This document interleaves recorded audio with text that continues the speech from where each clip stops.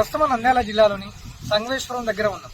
దాదాపుగా ఈ సంగమేశ్వరంలో 7 సప్తనదులు కలుస్తాయి కాబట్టి సప్తనదుల సంగమేశ్వరంగా పిలువబడుతూ ఉంటుంది. అందులో భాగంగానే శ్రీశైలం మల్లికార్జున ఆలయాన్ని దర్శించిన తర్వాత పాండవులలో పెద్దవాడైన ధర్మరాజు ఈ ఆలయాన్ని ప్రతిష్ఠించాడని చెప్పేసి కూడా చాలా మంది పెద్దలు తెలియజేస్తూ ఉంటారు. అదేవిధంగా ఆలయంలో 7 సప్తనదులు నిర్మించబడిన మతపరమైన అంటే మతాలకు ఎలాంటి ఇబ్బందులు లేకుండా అందరూ ప్రతి ఒక్కరు కూడా వచ్చి దర్శించుకునేటువంటి స్వామిగా సంగమేశ్వరుడు పిలువబడుతూ ఉంటాడు.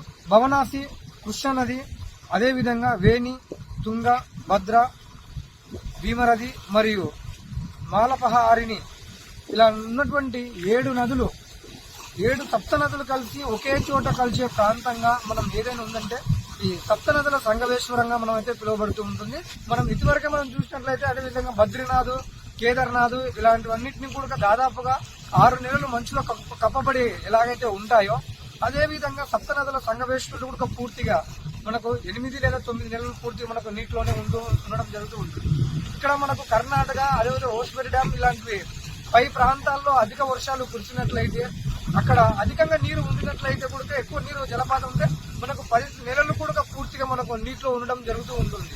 ఈ సంగమేశ్వర స్వామిని దర్శించుకోవడానికి చుట్టుపక్కల గ్రామ ప్రజలే కాకుండా ఇతర రాష్ట్ర ప్రజలు కూడా వచ్చి చేరుతూ ఉంటారు. ఈ చుట్టుపక్కల ప్రాంతాల వాళ్ళందరూ కూడా అధికంగా వచ్చి స్వామి అమ్మవార్లను దర్శించుకోవడం జరుగుతూ ఉంటుంది. మనకు ఈ కొద్ది బాధ్యతలోనే మనకు ప్రతిపాదించిన సెంట్రల్ గవర్నమెంట్ ప్రతిపాదించింది అంటే తెలంగాణ నుంచి మనకు సంగమేశ్వరం మీదుగా కేబుల్ బ్రిడ్జి నిర్మించాలనే ఒక ప్రతిపాదన కూడా అంటే మనం గట్టిగానే వినపడుతూ ఉంది. అదేవిధంగా అసెంబ్లీలో కూడా పూర్తిగా వీటిపైన కూడా చర్చ వేదికగా మారినటువంటి అవకాశం ఉంది. తెలంగాణ నుంచి మన హైదరాబాద్ ప్రాంతం నుంచి మనకు రాయలసీమ ప్రాంతాన్ని చేరుకోవడానికి కేవలం 2 గంటల సమయం మాత్రమే పడుతుందని చెప్పేసి అయితే మనకు తెలియజేస్తూ ఉన్నారు. అదేవిధంగా ఇక్కడికైతే చాలా మంది అనేక రకాల మంది కూడా ఇక్కడికి వచ్చి ఈ యొక్క సంగమేశ్వరిని దర్శించుకుంటూ ఉంటారు. ఎండాకాల సమయంలో మనం చూసినట్లయితే పూర్తిగా నీళ్ళంతా కూడా ఇంకిపోయి మనకు స్వామివారు పూర్తిగా బయటపడడం జరుగుతూ ఉంటుంది. దాదాపుగా మరో 3 నెలల మటుకు అనగా మనకు మార్చి లేదంటే ఏప్రిల్ దాకా కూడా పూర్తిగా ఇంకా నీటిలోనైతే స్వామివారు అయితే ఉంటారు.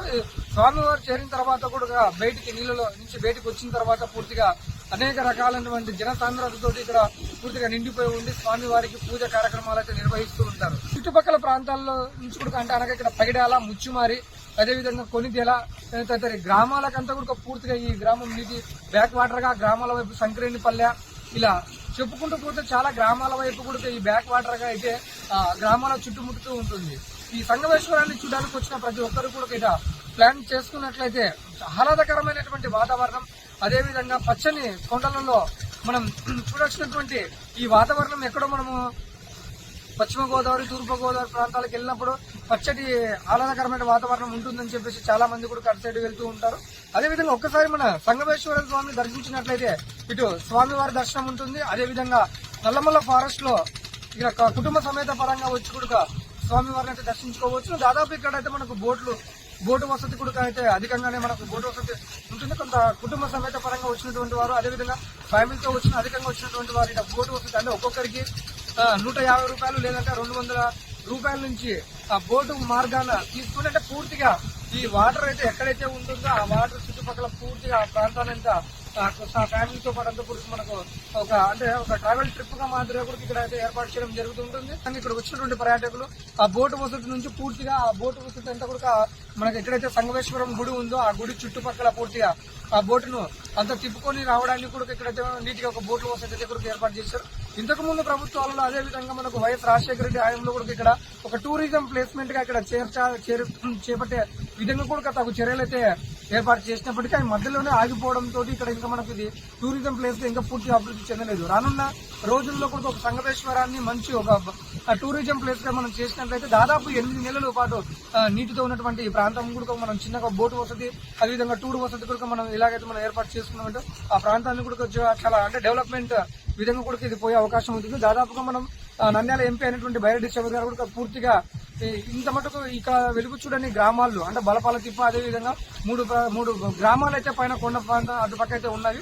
ఆ ప్రాంతాల్లో కూడా దాదాపు 4,48,00,000 అమౌంట్ శాంక్షన్ కావడము ఇప్పటిదాకా కూడా వెలుగు చూడని గ్రామాలు అనగా అంటే అక్కడ ఎలాంటిది కరెంటు వసతి లేకుండా ఇన్ని సంవత్సరాలు వాళ్ళు జీవనం కొనసాగించడం జరుగుతుంది. అలాంటి వారందరి కోసం కూడా ఇప్పుడు పూర్తిగా కరెంట్ రావడం కూడా జరిగింది.